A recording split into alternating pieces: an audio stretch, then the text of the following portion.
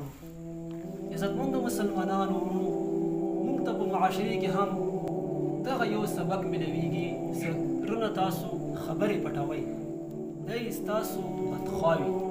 حالانکه جناب رسول الله صلی الله علیه وسلم فرمایي تره په مثال د پلار دی.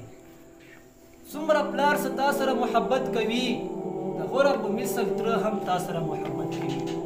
نن سبا کې په معاشرې کې په پښتنو کې دغه ویرونو ته دغه تاثر غورځوي تره ستا بدخوا دی. تره نه ته خبرې پټوه، تره به درته تکلیف درکړي، تره سره ته ما اوسېږه، خبره یې ما منه.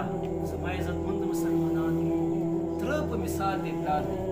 ویرونو ته دغه تاثر غورځول څه ته یې ستا مخالف دی، ستا بدخوا دی، دغه خبره شریعت منفي کوي.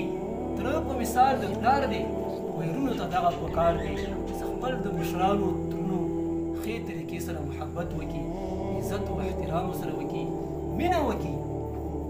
او څه کوم ترونه دي چې دغه د ویرونو مخالفت کوي، ظلمونه ورسره کوي، زه د هغو ته هم دغه اپیل کوم چې معاشرې کې ښه وخت تېروئ، ویرونو سره محبت کوئ، ویرونو سره خاص زندګۍ تېروئ. دغه شان ژوند په ښې طریقې سره تاسو غواړه تېرېږي.